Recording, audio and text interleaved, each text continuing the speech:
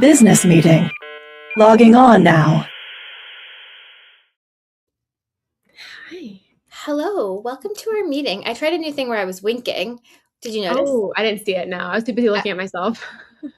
oh, totally. That's every Zoom meeting that we're on.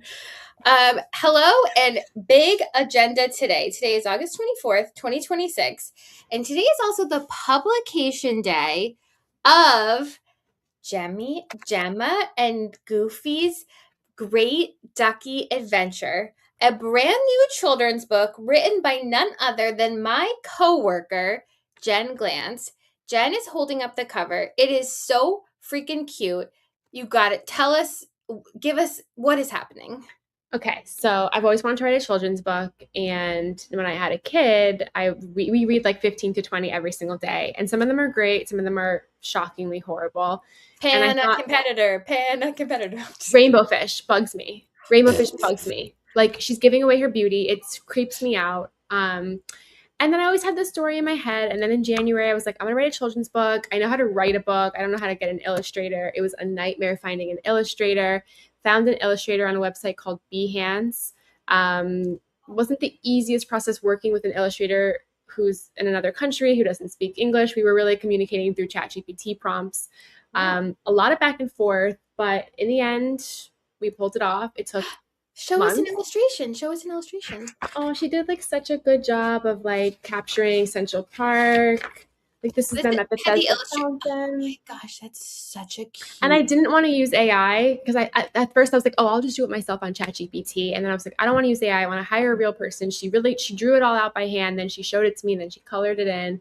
Um, and yeah, it was like not the hardest process in the world, but I mostly did it so that Gemma could have a book about herself. And she loves it. We read it like literally 50 times. Today she read it to me just by memory because she can't read. And it was just like so cute. So yeah, you can find it on Amazon.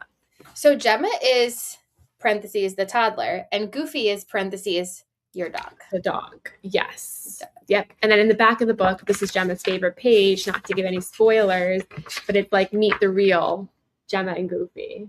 And then it like gives them like a little bio, which is really cute. So, like broad strokes, what's the plot? So Goofy, my dog, has one toy. It's a duck. Now she has like 50 of the same duck, but she carries the duck literally everywhere. And they're in Central Park and she loses the duck. And she asks Gemma to help her find the duck. And then, of course, like any good mystery book, there's a twist at the end of where the duck is. The duck. Sometimes the duck you find is the duck you made along the way. Well, this one was a twist. Don't spoil it. Also, I just think there's something really special about writing the book when you still have a daughter that's like the ideal age. Because what is the ideal age for this book? I was like kind of bugged because I wanted to write this book for a while and I feel like it's good if she was like younger, but she still really gets it. So she's 3. I say it's for 2 to 6, but it's probably for like 1, 2, 3, 4, I'd say. I feel like she's like a little, on the cusp, but it's basic. Advanced. You know what I've noticed is because my older boys are 7 and 9. I thought that they would be like always itching to read like up a grade level, but I actually noticed that even as they're pretty good readers, they actually like the books that are maybe more simpler. They can like it's not as like hard cognitively and so you never know who will be interested in a book. I feel like it's kind of for like up to age like 10. Totally. And her and I are just always going on adventures. And today we went on an adventure. We went to the Empire State Building. The Empire State Building? We went to the Statue of Liberty. Okay. So for those of you on video, Jen has just put on a new accessory. It is a Statue of Liberty hat. I am so tired. Do you know how hard it is to get to the Statue of Liberty? Like, let me tell you. First, you have to get to the boat, and then the boat is 1,000. It holds 1,000 people, and these people are from all over the world. And for some reason, people are just like so rude on these boats. Like you're cramped in this boat with 1,000 people. This is like my actual nightmare. Yeah. And then we get to the Statue of Liberty, which Gemma was obsessed with from afar. And then we get there and she's like, I'm scared. This girl is scary. Let's go. And I was like, I love this guy. Did you get off the boat?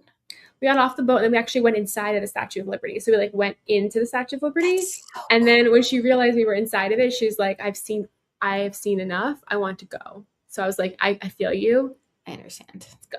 Yeah. So we got back. We like left at 8:30. We were back home by like 10:30. Were you wearing the hat the whole time, or like when did the hat come into play? On the boat ride home, she's like, "Can I get a hat?" I'm like, "Absolutely." Well, you have a good head for hats. That's like a theme of this episode there you of go. the show. And I'm obsessed with bucket hats. So this is my bucket hat of the day. I'm going to do the whole show in this hat. I think it is wonderful. Now, here's a question. Do you have any relatives that came through Ellis Island? We do. And we passed Ellis Island on the way, and they were like, "You can get out." And I was like, "Do you want to get out at this island where my ancestors came from?" And she was like, "Absolutely no."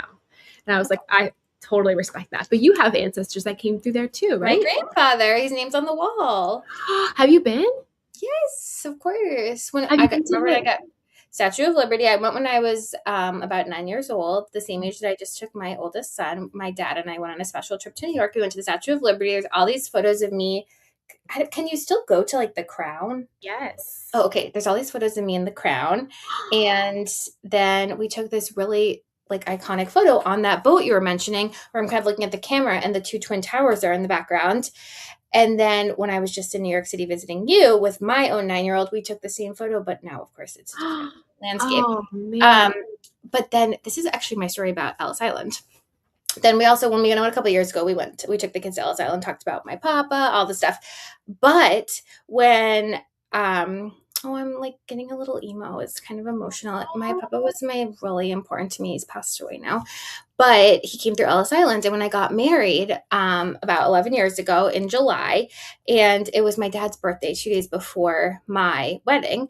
And so as a little surprise, we rented a little boat and went around Ellis Island and Statue of Liberty with all of my dad's family. My dad was having a milestone birthday. And my dad's siblings gave my dad, my aunts and uncles gave my dad a present on the boat for his 60th. And it was actually my grandfather's diary of like when he came over on the ship. No, wait, this is the craziest part. And then my aunt was like, Tom, look. And she like had the page marked. The day that he came over and saw Statue of Liberty was the day we were all on the boat. Like it was July 8th.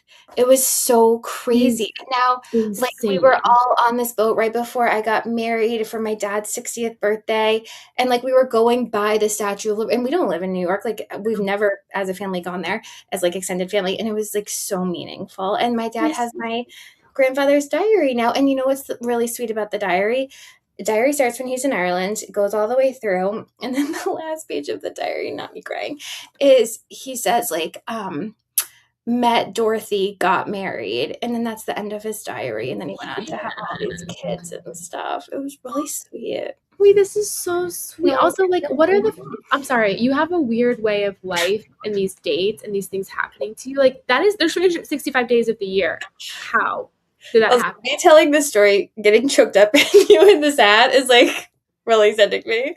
Anyways, I'm so happy you went. What a little New York City. Okay, does Statue of Liberty make an appearance in the book, or is that going to be in book 2? No. You will see. I mean, they don't allow Goofy, which is problematic. And honestly, Gemma did not like it there. So that was also like kind of fascinating. They don't allow dogs. Yes. They don't allow dogs. It's like high security. But to get to the Crown, it's 400 steps. So we didn't do that. But I told her, I'm like, let's start training now. Like every time we count a step, let's start training. I had a thought in my mind, like, could I do all 400 and carry her? But the answer is no. I feel like roughly, is that about, I wonder how many floors that is. How many steps are? 20 floors total from the base to the Crown. I thought it was, because I thought it was 20 steps a floor. Because, yes, you know, you're actually talking to someone that when I worked at Hearst, we had a race from the bottom of Hearst to the top to raise money for charity, like on foot. And I actually won, and for my age group. Well, how high is Hearst? No, it's like 78 stairs. Wait, so you got to the top first? Yes, in my age group, which is like important. But I passed everyone in my team, and I couldn't believe it either. I still sometimes think about it. I'm like, what was happening that day that I just could do it? Were you feeling like sick when you got to the top? No, I was feeling like, holy shit, I beat my whole department. Maybe I'll get a promotion, but I didn't. Okay, now fire this girl right now. She is too fast. too fast on the steps, too slow on everything else. Okay, big story today that I wanted to start with. Ooh. kind of an interesting deep dive. It was actually a long story to read. It was about Moderna. So Moderna is a big life sciences company. They started in 2010, which is actually kind of recent for big life science companies. And their whole reason for being was that they thought that they had mRNA expertise that could be used for cancer research. They actually really struggled to find a way to like get funding. And then in the like around 2013, this VC was talking to the founder at a party, and the guy was saying how his dream was to be able to solve cancer with this mRNA like tools. And he said, but we don't have any money, so I think we have to shut down. And this man's wife had actually recently passed away from lung cancer. So he said, well, how much money would you need to really go after it? And he said $500,000. And 2 days later, he had an envelope on his desk from the guy, and that really kicked them off. And so the whole reason the company has been existing for the last 16 years was to try and be able to cure cancer through this like very unique way of formulating cells so the cells can heal themselves. Of course, Moderna is most famous because in 2019, they filed a patent for some of this research. And then in 2020, when COVID happened, it turned out that their research was able to get a vaccine against COVID, and they got almost $1 billion in funding from the government to speed that to market. And that money from that ended up funding all this cancer research. But the article starts at 11 a.m. on this past Wednesday when all 4,500 employees of Moderna were called to a room, and the CEO said, "Today is a historic day. You will always remember where you were on this day." And he announced that they've successfully used this technique to solve melanoma in a clinical trial. Wow. And it's very exciting, and it really opens the door for all these other things and to maybe potentially do cancer vaccines or cancer cures via this technique. So I just thought it was a really interesting deep dive. I think it's so hard to be in life sciences. I think pharmaceuticals is like one of those fields where it's a ton of big bets, it's a lot of money, and it doesn't always come to fruition. And I just thought it was very cool that Moderna is actually having this big breakthrough because their stock was really down. At the beginning of the summer, it was being shorted very significantly. And shorted is when people make the bet that the stock is only going to continue to go down over time. So people do not have confidence in your company. And now with this obviously big news, and they're going to be announcing more details of the study as time goes on at more like healthcare conferences, there's really this idea that they could potentially be on the forefront of preventing or healing cancer, which is really cool. Would you invest in them?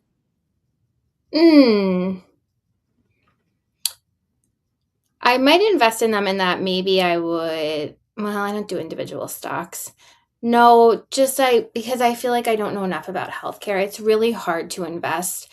For a little bit of time, I was doing some investing in Broadway plays, and I just like didn't know enough about the industry and ended up just like losing money, even when I was really excited about the art that was being put together. And I feel like healthcare stuff is the same way. I think I would, in terms of investing, I think I want to stick to what I know, which is like D2C stuff and like enterprise software. Would you invest in them? It's so hard because I bet the time to invest in them would have been in the 2010s, 2019, like obviously. And there's a lot of companies like this that like the biotechs. It's like if you can get in super, super early, you could make so much money. And I know a lot of like the hedge funds try to find these types of companies, but it's like such a risky bet because so many of them fail. Like I think the fail rate of biotech companies is like massive because a lot of them can't get to the clinical trial stage, and there's a lot of hiccups that happen along the way. But the upside is major. So I'm curious to know, like, the people who bought the Moderna stock in 2020, like if they wrote it out, I'm sure now is going to be a big moneymaker for them. I don't think I would invest in it because I don't know enough about this world, and also who's to say like if it goes up, maybe there's a problem, it goes down. Like I think it's so new that while I'm so happy that it could make these results happen, I think it's a risky, rocky type of stock to invest in. So I think that I'd be out, but I could probably regret that. And I also just want to say, like, in order for them to be able to test all of these things, you really need people to be part of the clinical trials. I just want to give a major shout out to anyone that is part of a clinical trial because their research, whether or not the drug they're testing works, is like so important for pushing science forward. And like they don't often get any of these gains financially that these big companies do, but the big companies can't do the work without proving it in trials. So major shout out to people that are willing to be part of those trials. 1000%. And also, like, I love when a company is spending so much time trying to cure something good and like to help cure something that could be so good for people. And melanoma affects so many people. Skin cancer is something that both of us are always so scared about. So Get checked. Did you get checked this year? Did you do your annual check? Yes, I got checked, but I'm always like looking at things and I'm like, ChatGPT, like, should I go again? So I'm so paranoid about it. And I started to wear sunscreen today, but I'm not like on my face, but I don't really wear sunscreen every day. Jen, you gotta wear sunscreen every day. You know, when I went and got checked recently, I asked them to shave off this thing on my leg, and they did, and thank God it came back okay. But I do have a big ass scar that's probably gonna be there forever. Are you using scar cream? My mom sent me some, which was so sweet of her. My mom doesn't listen to this podcast, so I can be honest. I'm not really using as much as I should, but I do have it. And Mom, if you're listening, I'm so sorry. I didn't realize you're such a fan of this meeting. And I will be using that scar cream this And evening. I will be using that scar cream. Well, okay, take us home, Lady Liberty. Yes. Speaking of companies that I always wish I invested in, but I didn't, let's talk about Apple and the iPhone. So the big news about Apple is that this September, they are launching their first foldable iPhone. It's coming out September 9th. Think of it as the size of an iPhone that when it opens into something larger like an iPad. It's going to start at around $2,000, but it comes at a cost. Like it will be the most expensive iPhone that Apple has with not a lot of the best features. For example, there won't be any Face ID and the camera will be pretty basic. Like it's not going to be as good as the other cameras of the iPhones.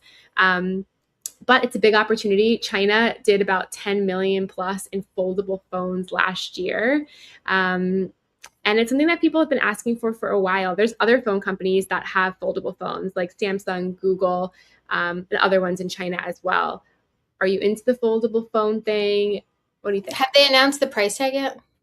$2,000. Whoo, $2,000 hairs? Doll hairs. But the iPhone 18, which also comes out this September, is going to be $100 increase in price. So it's going to be about $1,200 for that iPhone. So iPhones are getting expensive. Every single year, they're going up, up, up. Would you rather have a phone that looks like this or a foldable phone? Why does someone need a foldable phone? Like, walk me through the use case. I think people want bigger screens. Like, I don't know. I don't even have the biggest iPhone screen. Like, I have not the biggest one. I couldn't go bigger than this because then you can't hold it. Like, this part of your fingers, like, you need to really stretch that out. You can't hold it. So I don't even want the biggest iPhone, let alone one that becomes like a giant screen. Like, what are you doing on your phone that you need that big of a screen?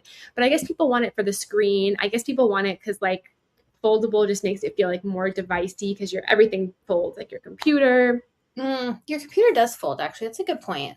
Okay, but I feel like they're coming for TV because when I hear bigger screen, all I think is like when you're in bed at night, you want a bigger screen.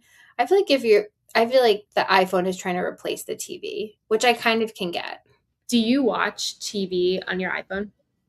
Never. What do you watch on? My TV. In my bedroom, which is like so bad. Sorry. Why? That's normal. I only watch TV on my iPhone. I don't have a TV. You don't have a TV in your bedroom. It's really bad to have a TV in your bedroom, but I have to say I really love it.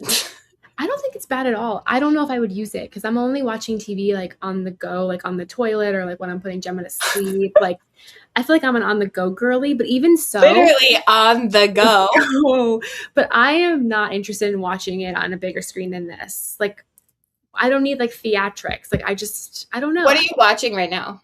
Sterling freaking Point. Have you heard of the show? No, Sterling Point. What? Scary? No. It's like a cutesy little rom-com thing. It's really well done because everyone's talking about how well written it is. The dialogue is just like so real between the characters. And a lot of it's because like she told them to just like talk like, I don't know. It's really good. It's a really good show. Everyone's talking about it. Really good. Sterling Point. What are you watching? I just finished Tires season 3. I freaking loved it. I cannot stop talking about it. I loved seasons 1 and 2, but I feel like season 3, the character development, I seriously feel like Thomas Hayden Church should get a nomination for it. Like, He was incredible, and I really recommend Tires. Not a show for kids, but man, it's not terribly politically correct, but it's a great show. Okay. Here's an important question for you, Jen. Are you a dog lover? No, not me. Stop. That's a yes. Are you a Swiftie? Yes. Okay. Are you really a Swiftie? No, but I don't want to get canceled. No. Honestly, I kind of agree. I like Swiftie. I will say one of my only regrets in my life is not going to the Eras Tour. Yeah. I think I would have like had a good time at the Eras Tour, but if I'm comparing, like there's a big debate out there, Olivia Rodrigo or Taylor Swift. I am team Olivia Rodrigo. What are you? Really? I'm team Swiftie on that one. But what I wanted to talk about today is, what is Taylor Swift famous for? Being a cat woman. Yes. However, these times they are changing. She's now recently been spotted since she was recently married to Travis Kelce, with their new dog, which is a very big, very fluffy dog. The brand is called Samoyed. Is that how you say it? Samoyed. I looked at a YouTube video right before this, so I know how to pronounce it, and now I'm still screwing up. I know. I like can never say it right. Samoyed. Yeah. But Okay. It's like big. We're talking like big fluffy dog. Okay, so since she's been spotted on the American Kennel site, searches for the breed have gone up 15%. People are comparing it to when Dalmatians went crazy after 101 Dalmatians. People are loving this breed. They interviewed with a breeder that said she had 3, they call them Sammy puppies, and she got over 50 applications, in part because Taylor driving all this attention to these new fluffy breeds. And I just want to say the Swiftie effect is just everywhere. I know. And like, I love that because I think like all dogs need a home. I'm totally like that. But then the counter side of me wants to play a little game, which is like, okay, if she really wanted to be helpful, let's clear the shelters. What is the most popular dog in the shelter? A pit bull. Yeah. Now, obviously, like pit bulls have such a reputation, but some of that reputation is a little misunderstood. And a lot of pit bulls are really sweet. So is there a world in which someone like her with such influence goes that route of like, let's clear the shelters, and by doing that she adopts the pit bull? Or is that too much of a risky dog for so many people that wouldn't work? That is such a great point, and you are right. So many dogs in shelters are either pit bull or part pit bull, and that would be such a statement. But it begs the question, Taylor's not, like, people have spotted this dog like accidentally. It's not like she's parading around with it, and it's not like it's living in the White House like one of the famous White House dogs. It's like, where is the line for her private life? Can she just get the type of dog that she thinks is cute? It's hard. It's really hard to be famous. Like, people are dissecting every aspect of your life. You're 100% right. If she had that type of dog, it would do worlds for the shelter. For example, Alex Earl. Now let's give Alex Earl a little bit of props here, because she did rescue a dog named Asia, who is a pit bull, and that drew a lot of light on the breed. Good answer. I'm gonna say, and that's quite huge for her. Now, great, we love that for you, Alex Earl. However, the number one backlash about her, like if you go on her Reddit board, which of course I have never been on her Reddit board. Not anyone here, but people near here. Yeah, other people go on once an hour, once a day, not me. The biggest thing that people say on her Reddit board, like literally every hour, is she neglects her dog. She's never with her dog. She got a dog just to never see the dog. She travels so much. So it's really, I will say I've seen her fly. She flies first class, she flies private, and the dog has its own seat. So love that for this dog. So she kind of did what we're asking Taylor Swift to do. And yeah, it's an interesting thing. I agree with you though. Like, at what point can we just like live our personal lives and not have to like make a statement? So if you're just a regular old Sammy breeder, then all of a sudden your business is booming. It's kind of interesting. Crazy, right? I know. It's tough with someone like Taylor Swift, because even if she wears like a certain t-shirt, it's like an Oprah effect. It's going to sell out like that, which is both incredible for brands, but also scary that people are just like so quick to buy and do and live the same way that everybody else is. Speaking of, what other time in our lives are we so eager to copy other people and keep up with the Joneses than our own weddings? Good one. Some people take on debt for the weddings, but this article says brides are now trying to make money for their weddings. So weddings are getting more expensive. What do you think the average cost of a wedding is? I think it's like $15,000. The average cost of a wedding is now $34,000. Oh, never mind. 31% of couples getting married need financial help from either family or credit cards to get married. So one of the things that a lot of people are doing is getting brands to help pay for their wedding costs. Now, this is obviously not a new thing. Influencers do this all the time. There was that acquired style girl who got her entire bachelorette party paid for. She's got millions of TikTok followers. She got a private plane, everything for her whole bachelorette party. But we're Was that the talking one with Swan Beauty? Yes. Yeah. Okay. Yes. I mean, they must have spent like $500 to $1 million on this bachelorette party, from the plane to the resort to like everything. Seriously, look how it worked. Like, I knew that brand. Right. And have you heard of that brand since? Because I have not. No, but I still remember it. If I saw it, I would be like, I would have recognition. Yeah, it's like, I feel like it's tough to be a brand because you dump so much money into like an influencer marketing play like this, but then like what happens next? It's like, girl, get in my inbox, like sell me. Like I might have bought this one thing, but like I'm not buying it because I don't see it anymore and I don't hear anyone talk about it anymore. So it's like, what's your plan? By the way, it was like a mirror that it was kind of like a tonal for working out, except it was for makeup, and you could press buttons and it would like walk you through step-by-step tutorials on your own makeup mirror, right? Yeah, 1000%, which I need. Like I need this, but it also was like a lot of money. It was like $2,000, I think. Like it was money. Do you like my mascara today? Yeah, what are you wearing? I just bought an influencer's brand called Bizwell Beauty, and she just like launched it, and it was getting really good reviews, and I bought it, and honestly, I really like it. I have to be honest. Your makeup looks really good. Are you using brown or black mascara? That's such a good question. I don't know. I'll look at the thing. I feel like she only had one shade when I bought it, so I feel like it's probably black, but I'll double check when I go downstairs. You should put you into ChatGPT, because when I did it, it was like one of the biggest mistakes you're doing is wearing black mascara. And ever since I started wearing brown eyeliner and brown mascara, I feel like I look a lot better. I'm not wearing it today, but like I don't need it today. I was gonna say, I get you talking so seriously with this thing on your head is like absolutely sending me. But I wonder if you're a brown girl or a black girl with your mascara.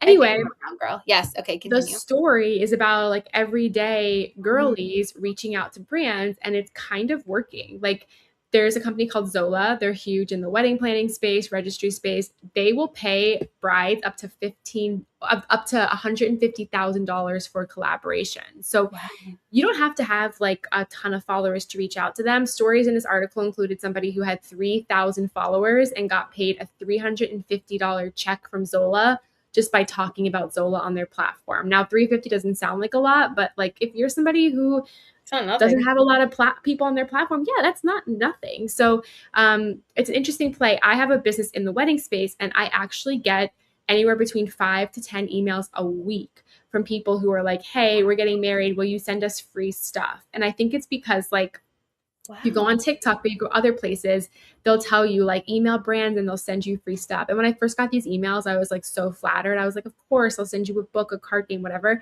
But now it's just like so spammy. They're so fake. There's probably some sort of AI tool that just pulls together the emails of all of these companies. Like it's a little ridiculous. However, the interesting part of this article was that one bride said that a GLP-1 company reached out to her and said, we will pay you if you promote our GLP-1 company. And again, this was a person who didn't have very many followers. And she said no. Good for her. You gotta have boundaries. Yeah. And also it's like, is that offensive when you're like, yeah, no, it definitely is offensive. You like the way you look. And then a GLP-1 company's like, hey girl, mention us, use us, and we'll pay you. It's like, I thought I looked great. Okay. So we have this little business here, business meeting. We get an email from a bride. She says she wants to do a business meeting themed bachelorette. She has 2,500 followers. How much are we offering for her? It depends if it's like, here's my thing. It depends if it's genuine or if it's from one of these like AI companies that's just like sending these mass emails. If she's like, Jen and Molly, I love you. Flatter me a little bit specifically, right? You know, like she loves your head for hats. Right. And she loves like your Starbucks, McDonald's thing. Like, you know, like give me some specifics. And then, yeah, sure. Let's give her like $100 of something, you know, like whatever. Oh, I was going to pay her I was going to tell her 2,500, but she's got to have the room decorated like a business meeting. She's got to have fake top 4 stories, and she's got to tag us in 8 posts. 2,500? Yeah. Okay. Well, then there you go. If you're an upcoming bride that's looking for a bachelorette theme, call us. maybe. And where are we getting this money? Stay tuned for more. Stay tuned for more information. Okay. Did we do our stories? Yeah, we did. We did our stories. Okay, Jen, show your book again. So they're going to ask me to show something else. Gemma and Goofy's Great Ducky Adventure by Jen Glantz, now available on Amazon.com. You can get this adorable book for the little kiddos in your life. Maybe you'll like it for yourself. Enjoy the wonderful AI-free illustrations and enjoy supporting your favorite podcaster. Thank you for the promotion. I'm really proud of this book, and I'm so glad that it's out there in the universe. Bye, everyone. Thanks for coming to the meeting. See you tomorrow.